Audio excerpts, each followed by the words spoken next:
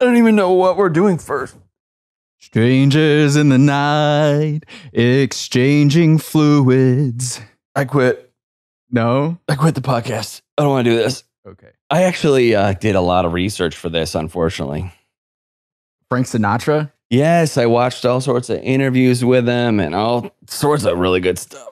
You get it? I got it. All right. I can reach my Coca-Cola. Okay. I'm not even going to say what's happening for all the people who are not watching us on YouTube, which, by the way, most of our episodes are being filmed and put on the Google net. Man, I got a haircut today and I got my beard trimmed. Sell out. Yeah. I got to look good for YouTube. I'm trying to I got to lose weight now. I don't know. It's like I got all this pressure. Before we were just doing audio, I didn't give a shit. Now I do. Yeah, you're such a sellout. No, I'm buying in.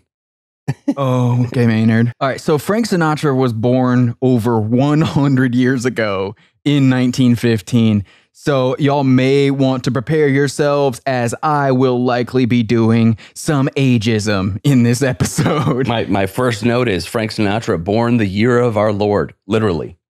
Ooh. Probably knew Jesus. Took me a second. Old as dirt. Yeah, old people like dumb shit. I think we should all be able to agree on that, right? Yeah, I think that's fair. Your grandparents and parents had shitty taste in music, shitty taste in people. Also, the most hilarious thing about going back and they had shitty taste in beer. Definitely shitty taste in beer. The most hilarious thing about going back and looking into how all this stuff happened is it's just the same shit everyone makes fun of now. People can see what's happening with commercial music industry artists now, and they hate it and they make fun of it and call it soulless and all this other stuff, but they don't apply it to Frank Sinatra because Frank Sinatra happened a long time ago. Yeah, he gets a pass from a lot of that shit. No, I think people just don't understand that this always worked the way that they can see now. Everyone can see behind the curtain now. So they're like, oh, this shit sucks. Well, guess what? It always sucked. I feel like people don't realize the circumstances under which Frank Sinatra initially became famous. He had this publicist named George Evans, who everyone calls a genius publicist, one of the first genius publicists. And the reason why they call him that is because he used to pay teenage girls to go to Frank Sinatra's shows, stand in the front, and scream like they were going wild for Frank Sinatra. And if you don't know anything about Frank Sinatra, yes, he was the first Justin Bieber. When this kid dropped, his audience was almost exclusively teenage girls, which is why dudes trying to get laid at the time spent the rest of their lives thinking Frank Sinatra was the model for how a man should behave. Simple. What's wild is how well this works. Every time. It is such... It's still working now. Yes, it is such a run-of-the-mill, simple marketing strategy. Even because it made me think of bars. Bars pay... Ladies' night. Yes, they have ladies' night because they know if there's a bunch of ladies there drinking for free or for cheap or whatever it is, then the guys will come. It's really it's insane how well it works all the way back to Frank Sinatra and building this image. Oh, it's Frank Sinatra. All the girls love him. Yeah, the ones getting paid. The original ones got paid to, quote unquote, love him and scream. At least I'm pretty sure at least Elvis had real fans, genuinely had women there to cheer him on. Well, the thing that Elvis did that Frank Sinatra didn't do, shake his hips, is fuck with his clothes on stage. True. That he got on stage and showed everyone literally physically what he would do to you with his body if you gave him a chance. Yeah. And Frank Sinatra, the devout Catholic man that he was, would never do such a thing. Never do such a thing. Well, that and his music was so fucking boring. There's no way you were fucking to this music. No, well, a lot of people did, but I'm sure it wasn't great. It had to be boring. Sinatra was terrified of Elvis Presley when Elvis came along. Because, Sinatra was pre-Elvis. So, Sinatra was an old dude, an old fart by the time Elvis came along. He was probably terrified of the fact that, this dude was charismatic and sexy or something and did it way better, I guess. I mean, Elvis broke in the mid-50s. By 1951, Frank Sinatra was already broke because of how over his bullshit everybody was. Frank Sinatra's career at the beginning of the 50s is or was where Justin Bieber's career is right now, or will be soon, where and for all the same reasons, where like everyone who loved it when they were teenagers was now embarrassed for having liked Frank Sinatra, for the same reason that Bieber's career is flailing right now, because his whole audience is embarrassed of who they were and when they liked it. So then the other thing, there was a musicians union ban on taking part in recording sessions. So there was no new music coming out with professional musicians on it because they were striking. So the record labels thought they knew how stupid their customers were and just put out records without professional musicians on them, but nobody bought those records. So someone at the label finally realized that this ban was only on musicians taking part in new recording sessions, and musicians couldn't do anything about the tape that the record labels already had. So they went and got a Frank Sinatra recording from 4 years earlier with professional musicians on it. Boom, all or nothing at all. Only thing on the market that sounds remotely like real music, and it's a huge hit. If you told me that he was an elevator music composer, I would believe you. I would be like, well, yes, of course. This makes total sense to me. I don't know. Unfortunately, I realize now I didn't know any. I still don't. I couldn't find anybody. Are there famous elevator music composers besides Frank Sinatra? Well, he didn't write most of this shit, but the stuff he's recording. Or artists. Yeah. Artists, we'll use that term very loosely. Yeah, I would love to see the percentage of actual music, like trademark MUZAK, that catalog. I would love to see, because I know that was a very data conscious and data informed business endeavor. Yeah. They were keeping track of the most popular music sets of music and like trying to figure out what time of day people wanted to hear what kind of music, etc. I would really like to see the data on just how much of that was music, like Gershwin type shit that Sinatra did record, the quote unquote American songbook. Yeah. I mean, I think if we're going to praise Frank Sinatra, we should equally praise whoever the composers are of that music. We should know somebody's name that writes that music.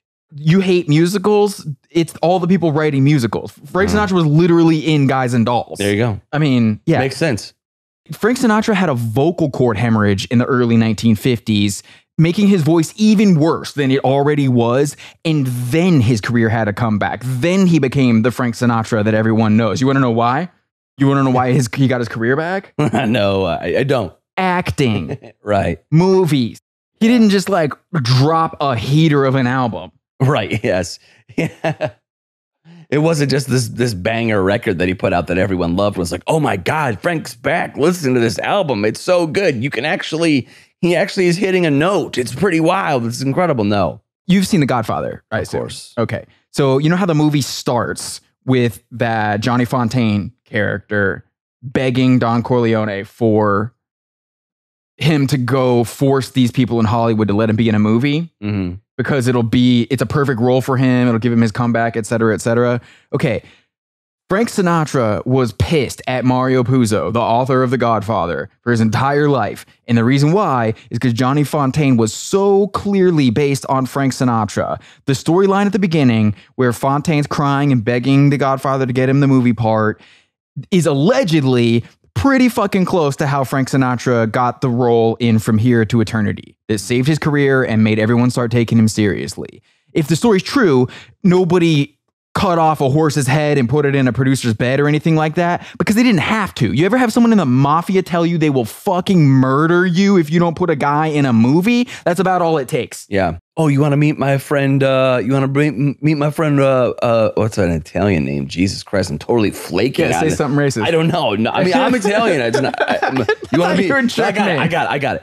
You want to meet my friend Mark? See, it works because of me. You don't want to meet my friend Mark. You know what I'm saying? You don't want to meet him. You don't want to meet my friend Mark. You don't want to meet him. Let me just say you don't want to meet him. But okay, and then the other thing, the reason why From Here to Eternity, the character was good for Sinatra is because he's a terrible actor. He was like, I can do this one. You got to give me this part in this movie. It's perfect for me. Frank Sinatra was seriously famously such a huge pain in the ass on a movie set, and people try to defend his acting career by saying that Sinatra was going for spontaneity, like trying to hit some spontaneous energy over, acting well. But the only roles this guy played that ever get any sort of critically acclaim are when he just didn't have to act. It's when he got to play some violent asshole or a moody little bitch. Because he was a violent asshole and a moody little bitch. I was going to say, it was really just playing himself. Frank, what do you think about doing these characters? Oh, perfect. I'm basically that person every day. I mean, Frank Sinatra called Marlon Brando the most overrated actor in the world, which is just hilarious. I love when people that are just, well, obviously he's a very insecure man, but I love when people say that kind of shit. It's like one of my favorite things. Oh yeah, Marlon Brando. He's a piece of shit actor. What? Okay, right. The only people that say that shit are insecure idiots like him. Like he's the only person that would say something so fucking stupid. Marlon Brando was a piece of shit human. Well, yeah. I'm not. But he was certainly not a bad actor. It would be ignorant of the entire history of acting as an art form to call Marlon Brando even a bad actor. Sure. Let alone the most negative quality actor. Frank was intimidated by him, so we had to make sure he went straight under the bus. We're going to have to get into Frank Sinatra's personality and persona later into this thing. But one nice thing I will say about him and the way that he used that persona is apparently Sinatra did offer to have Woody Allen's legs broken when Woody Allen started fucking Sinatra's ex-wife's adopted daughter, who was also Woody Allen's adopted. It's just gross and weird. Dude, first of all, there's like when we're recording this is when that like Mia Farrow thing is coming out, like Woody Allen, that new documentary. Which I don't really want to watch because it's just fucking depressing. But I did not know that Sinatra was also married to her. I didn't know that. Yeah. Genuinely didn't know. And I was like, whoa, holy shit. He was married to Mia Farrow? That's why a lot of people think that Ronan is Sinatra's kid. Yeah, I read that. Like Ronan, there's like that. They don't know if it's Sinatra's kid. Regardless, it was insane. This 49-year-old man at the time dating a 19-year-old Mia Farrow. Are you talking about Sinatra or Woody Allen? Okay, no, yeah. That's so it's fucked up. This poor woman, it goes through like these obviously very toxic shitbags. Fucked up, man. But I guess you were giving him credit for threatening to kill or break someone's leg. Great, Tyler. Good. Yeah. That's just encouraging the behavior. If you're going to be a violent asshole, at least be a violent asshole. Use your powers for good. Dude, who is worse? Woody Allen or Frank Sinatra? Yeah, I don't even know. I feel like Woody Allen is worse because the problem with Woody Allen is it's the Rivers Cuomo problem where it's like, here's this scrawny dude in glasses, so no one's going to believe that he is just this monster of a human being. True. That's fair. At least Sinatra, that was part of his... No bones about it. Right. That was like, tough guy, whatever. Yeah. Like that was his image. Yeah. So you almost expect him to be an asshole because you're like, of course he's an asshole. Look at him. Yeah. Look at the way he acts. Sure. Makes sense. Every interview he does, he talks like he's in the fucking mafia. Every single one. Well, I mean, he wasn't in, but by most credible accounts, he was tangentially associated. There were a lot of vacations he took that if you were interested in this history, you may want to look into all the places Frank Sinatra was taking airplanes to and playing concerts at. And who owned those clubs and who owned those casinos. Yeah, all the old school like Vegas, Sands Casino and all that stuff. This guy helped make Vegas what it is. Yeah. Yes, he's very much at the core of old school Vegas. The plot that the Godfather movies follow into Michael trying to get into Vegas and everything. I mean, this dude is connected to all of the source material of that shit. Yeah. And probably Casino also. Casino's a way better movie than the Godfather movie. Dude, we should do an episode on how actually bad The Godfather is in comparison to other mafia movies, which are way better. Yeah. Goodfellas is way better of a movie. Do you want to know why? Casino is way better of a movie. The reason why is because Coppola started to make The Godfather and then the mafia found out and they were like, that's not happening unless you hire us as advisors. Right. So they have to make it look a certain way. It's sort of like how the CIA gets involved in any movie coming out of a major Hollywood studio that like mentions the military at all. Yeah. Sort of like that. Yeah. How much can we say on this podcast? I don't know. I'm just going to say the last thing I'll say is Casino is a fucking fantastic movie. It may be the last thing you say. And Goodfellas is better than all of them, in my opinion. Goodfellas is one of my favorite movies of all time. It's so good. Goodfellas has a lot of really good music placements. I will say that. Goodfellas is one of those movies that, like, if it's on, I'll watch it. Like, even though I've seen it 100 times. Like, what about A Bronx Tale? I don't even know if I've ever seen that. I mean, there are a lot of very triggering scenes in it, but that's because of how much of a realistic depiction it probably is. But Sergio Leone's Once Upon a Time in America is probably the best mob movie of all time. Better than Heat? Heat's not a mob movie. It's not? No, they're just like heist guys. I thought Heat was a little bit more towards like mafia stuff too. It's the same mentality where dudes watch it because they think they're learning life lessons. You know, like you got to be able to walk away in 10 seconds, and then like some asshole makes that a part of his whole personality. Part of me thinks it would be funny to do your favorite movie. Oh wait, someone already stole that because people just rip off our fucking podcast. If you're going to do it, don't name your podcast Your Favorite Movie Sucks. Name your podcast Your Favorite Band Sucks, but for movies. That's the title of your podcast. We should do episodes like that just to make sure nobody else can. So anyway, after being in pictures, saved his whole career, Frank Sinatra went back to creating one of the most unnecessary and overrated bodies of work in the history of music. This dude's daughter matters more than he ever did. Y'all ever listen to Nancy Sinatra? Shit slays. These boots are made for walking alone. Not to mention the whole album that she made with Lee Hazelwood. Crushes anything Frank Sinatra ever did. But if you want to talk about the style of music that this is, I mean, even within the Rat Pack, Dean Martin, his vocal talent and ability is just light years beyond anything that Sinatra could do. But if you want to do real talk right now, talk about some shit that like your grandparents know what I'm saying is the truth. Andy Williams is like the greatest singer in this category of vocalists. There's no comparison. That's like comparing Paviardi. God damn. I give up. I can't even fucking say his name. I can't do it. Anyways, it came out and then it came out again.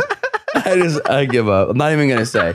I'm just gonna go with the generic thing of like that's like comparing a very, very good singer to a very, very bad one. There's really no comparison. Is my point. I can't think. Oh, good God. Anyways, my point is Andy Williams is a genuinely talented person. A virtuoso. First of all, also at Christmas time.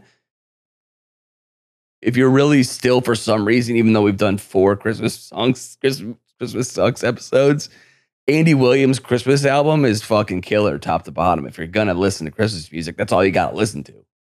All right, we can't get into the betrayal that you just committed on this show. We've got to get this episode moving. I'm saying if you have to. I'm not saying you should. I'm sure there's Frank Sinatra Christmas album, but it sucks way worse than Andy Williams. Listen to Andy Williams. I'm fine with that.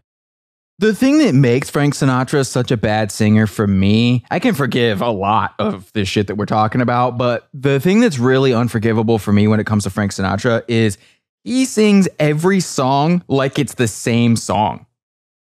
The emotional intent of the lyrics in any given song that Frank Sinatra is singing goes entirely unacknowledged by him.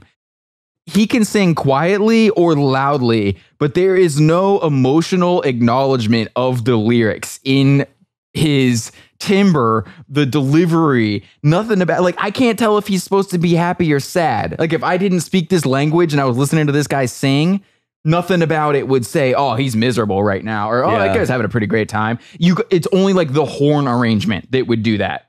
I watched him doing Frank Sinatra live things. So it was like live in New York or whatever, because of course New York.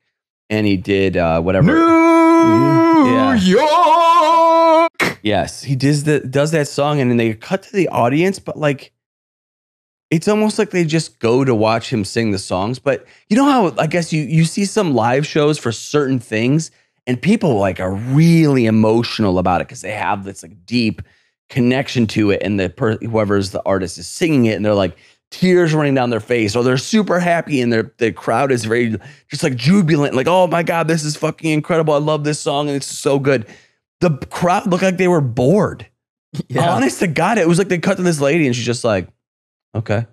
All right, yeah, he's singing the song. Not even as good as it's recorded, by the way, because he can't hit half the fucking notes.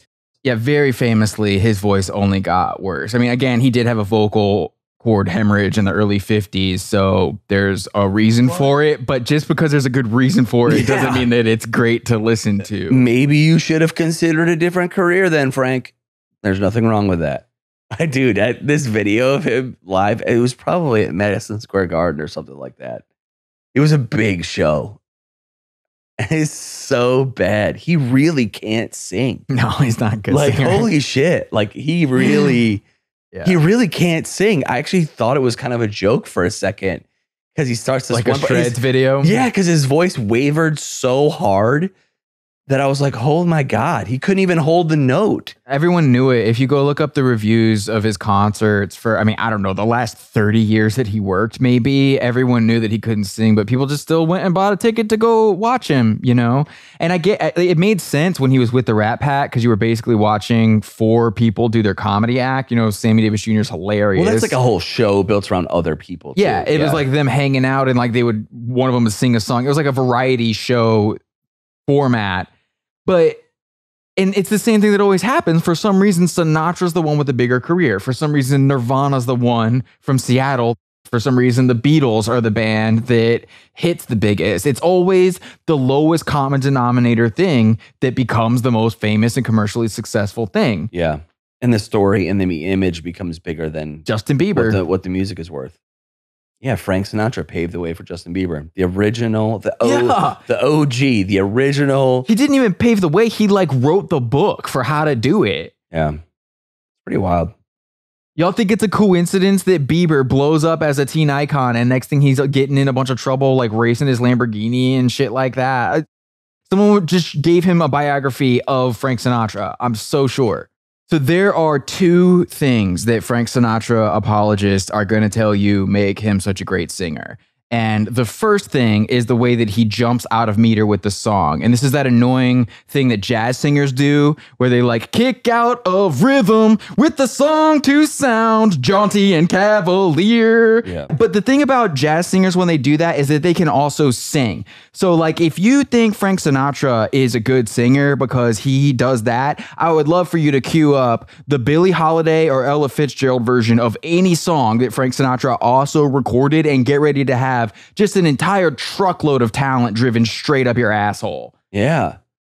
But I guess those people weren't assholes enough to be at the same level as Sinatra. Okay, we really do. They happen to be black women. Yeah, well, that too. I don't know if that might have had something to do with it. We really do have an issue with this, as a society, to launching the worst fucking people to the top of the food chain. Yeah. It's a real problem. Yeah. There are better people to be put on pedestals, but because they don't necessarily get put on TV every 2 seconds for doing something idiotic and moronic, they for some reason get lost in the...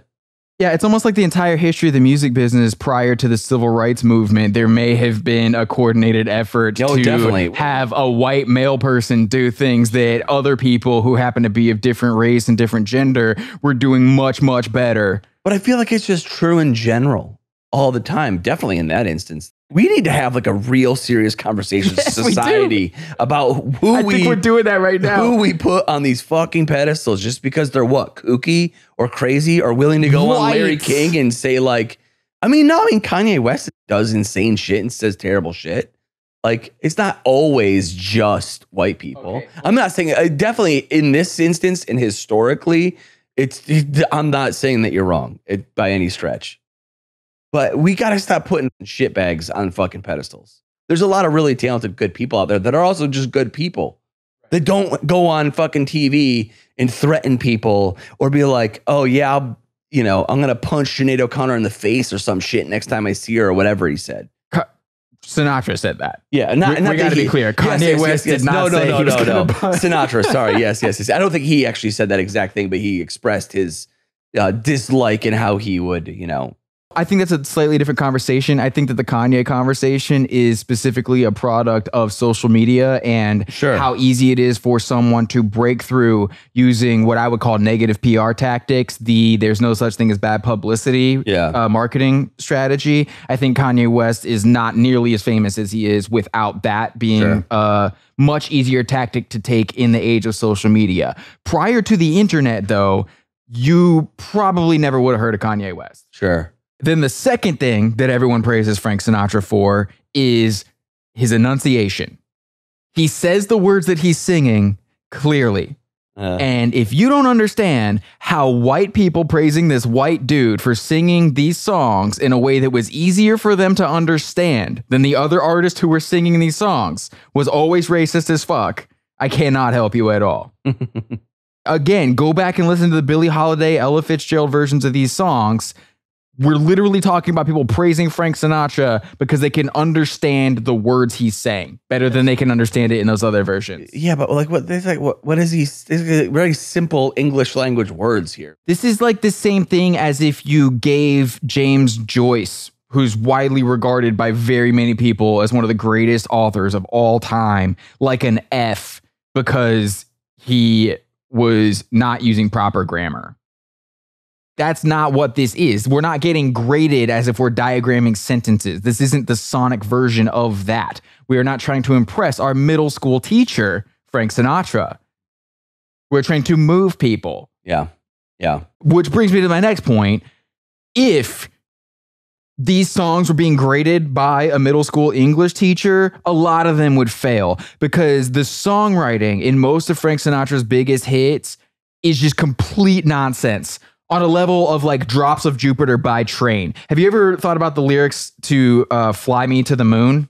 I've never thought about that. Okay, fly me to the moon, let me play among the stars, and let me see what spring is like on a Jupiter and Mars. In other words, hold my hand. In other words, baby, kiss me. How is that better than Drops of Jupiter? It's not. By Train. It's the same song. Drops of Jupiter is actually probably better, and I hate Drops of Jupiter. Oh my God, I can't believe you've injected that song into my psyche. Oh God, now that's going to be in my head. What about High Hopes? That Frank Sinatra has the most. I got high hopes. Yeah. Once there was a silly old ram, thought he'd punch a hole in a dam. No one could make that ram scram. He kept butting that dam. You know what I didn't do is, I wish I would have, is because this is like child level. This literally is child level writing. Like legitimately, if I gave my 4-year-old son and been like, write some words down, he could have written that. It's but Richard Cheese doing a Curious George book. It's gonna say basically doing Richard Cheese's job for him. But I didn't find any. I bet you they exist though. People that have broken down the lyrics and like there's always someone that's like finding the deeper meaning in the lyrics. Like what are the deeper meanings of those lyrics? I would love to know. Please email me because I would love to know. Well, water is usually a symbol of emotion. So a dam is like shoring up the emotions. And then a ram is obviously Aries. So it's about that Aries energy, the determination, butting up against that emotional dam to break through. And that's why I cry when I listen to High Hopes by Frank Sinatra. That's incredible, dude.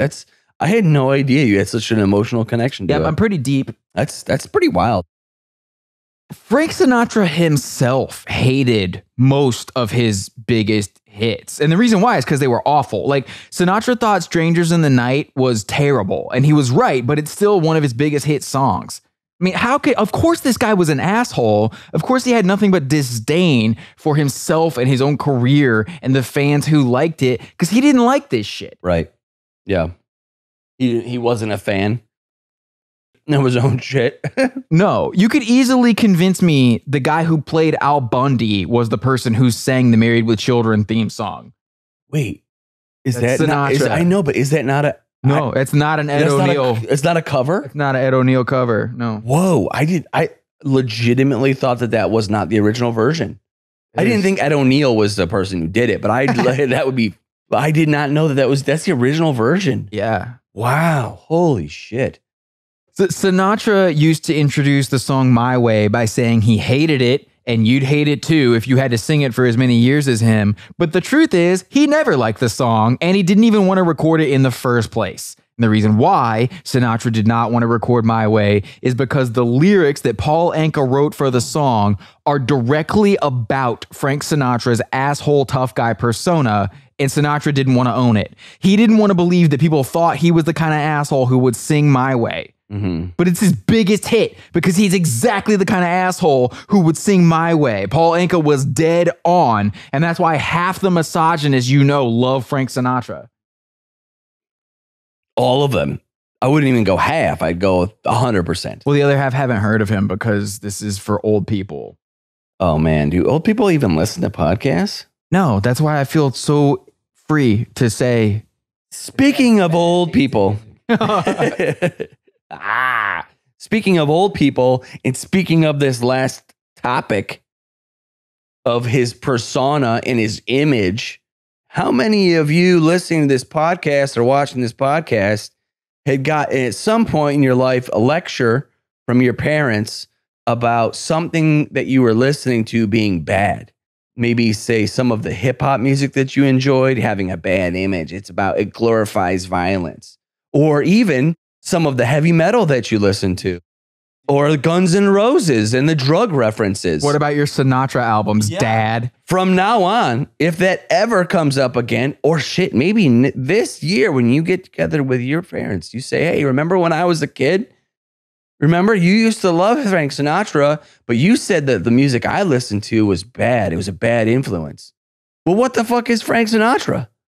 What was he? This is a very bad image all around. It wasn't like Frank was just like this clean cut good dude. His whole entire image was kind of like being a bad boy and who he was associated with and who he knew. Yeah. All right. So check this quote out. Quote, sung, played, and written for the most part by cretinous goons, and by means of its almost imbecilic reiterations and sly, lewd, in fact plain dirty lyrics, it manages to be the martial music of every sideburned delinquent on the face of the earth. This rancid-smelling aphrodisiac I deplore. His kind of music is deplorable, a rancid-smelling aphrodisiac. It fosters almost totally negative and destructive reactions in young people. End quote. Who do you think that quote's about? I don't know. Go ahead and tell me. Sounds like it could be someone talking about Frank Sinatra, right? Yeah. It's not. It's Frank Sinatra talking about Elvis Presley era rock and roll. Probably Elvis Presley directly. I don't know if he actually said his name, though. How strange that he had those views. Yeah. All the while being what he was or something? It's just so hypocritical. It's so... Anyone else does it, it's wrong. But when I do it, it's fine. That's all this is. Yeah. Don't be me. Well, I watched 3 or 4 at least Frank Sinatra interviews. They're really unremarkable interviews because it's obvious that the person interviewing him is afraid of him. Well, not him, but his friends. I watched this interview with this one guy. I didn't make a note of what the guy's name was.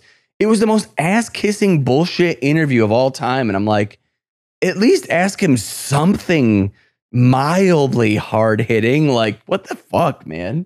Yeah. It's just like softball questions. Like, are you afraid of him? Do you not want to upset him? Like, but the way that Frank even talked to him was just kind of like, I have you by the balls. What do you want to know? There's a reason why misogynists love this guy. There's a reason why if you go to any karaoke bar and there's a dude who's 50 plus years old, just get in shit face by himself in the corner. If that guy gets on stage and does a song, it is probably going to be a Frank Sinatra song. Yeah, very common.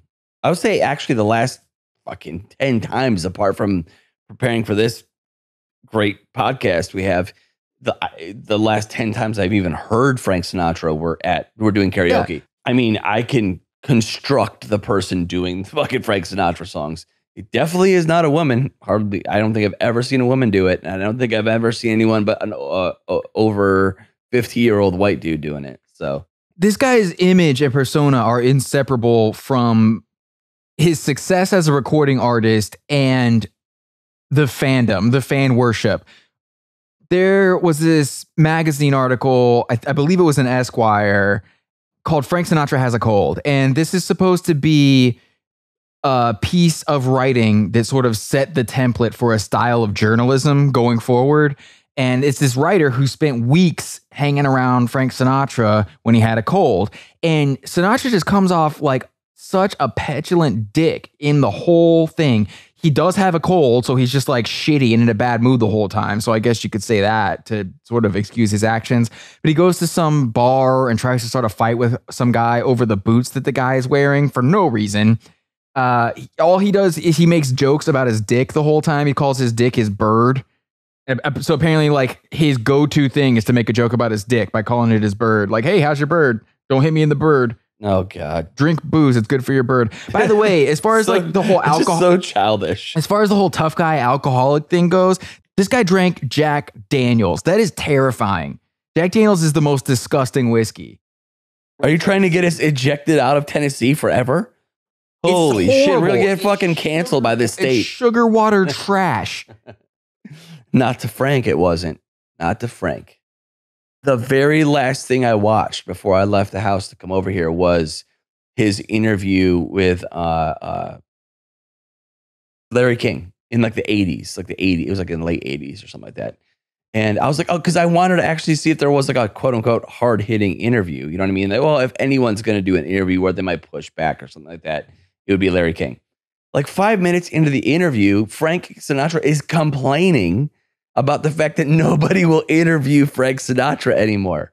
Because I think Larry says something like, oh, I mean, you're always busy doing stuff. And he's like, no, nobody will have me on anymore. Nobody wants to interview me anymore. And I'm thinking to myself, after watching like 5 other interviews or whatever I watched, I was like, yeah, because you're fucking terrible. You're boring and you're shitty. Why would anybody want to have you on? You have to be like this tough guy or whatever bullshit persona that you have. I mean, it would take all night to list the terrible behavior of this guy, just going around starting fights, having his people start fights, just saying awful shit, particularly to women. I mean, one time this guy said a well-balanced girl is the one who has an empty head and a full sweater. So that's... Well, if you want any proof that Frank Sinatra was a shitbag, all you got to do is like Google search Frank Sinatra's shitbag. And there's about 500 fucking things where people think it's funny or something to talk about all these terrible things that Frank Sinatra did to women. Like, it's a decent amount of shit in there. Yeah, I don't get into people's relationship stuff a lot on this show. No, yeah, we typically kind of avoid it. I've actually reflected back. But his thing was like he was dating other famous people. So a lot of his relationship stuff is well documented and he doesn't come out of it looking real great. Well, it was also such a big part of his image through and through. Yeah. It's not like, you know what I mean? Like a lot of like the bands that we've covered, like they've done shitty things. We haven't really harped on it as much. We typically harp on the music more than like everything that Aerosmith or Led Zeppelin did. We talk about it a little bit, but it wasn't like their entire image wasn't built around that. Whereas Frank's into that, it's like such a big part of his popularity was his image. And like, that's a big part of his image. Like it's very integral part of what makes Frank Sinatra suck. It can't just be about how terrible the music is. Well, that's easy. It's got to be everything. If we were to sit down on this episode with a list of like 20 Frank Sinatra songs and talk about why they suck, everything we said about the first song, we just say it again about the second song, third song, all the way down the list because it's all the same thing. And a lot of it is like songs that suck because of him doing it. Like the petulant child that is Frank Sinatra doing it. Doobie doobie doo. It's really weird to me though when people like Gaga and those other people like Gaga cover Sinatra. I'm like, why? Well, Gaga clearly appreciates Tony Bennett more than Sinatra. Yeah, She's done a lot more stuff. That's true. In that vein. That's true. And that's true. Rightfully so, because Tony Bennett is a much better singer than Frank Sinatra ever was. That's fair. No, that's fair. You can actually take that out if you want. Oh, are you embarrassed? No, I'm not embarrassed. I just forgot that it was actually more oriented towards Tony Bennett. And we're not talking about Tony Bennett because I don't want to get killed. No, I'm not trying to get shot. I'm trying to say true things. Well, some of these episodes that we do, this being one of them, I'm like, oh, dangerous. Fuck, are we going to get like, somebody going to stop by? Never going to be able to go eat Italian food again. Dude, my grandfather knew Jimmy Hoffa. Does that count for anything? Like he worked with the mafia. Is that cool? Am I cool? Are we good? Are we good? I'm going to cut that out. That's fine. All right. Listen. The truth is, at the end of the day, if your favorite band is Frank Sinatra, Your favorite band sucks.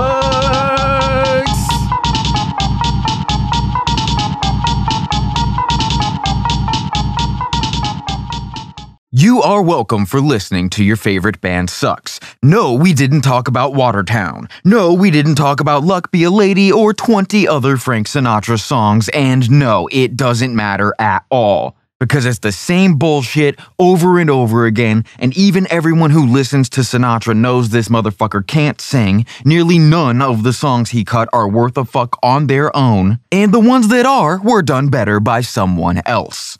Go to yfbspod.com to get a link to this episode and send it to every single person you know. Buy a fucking t-shirt, buy a fucking sticker.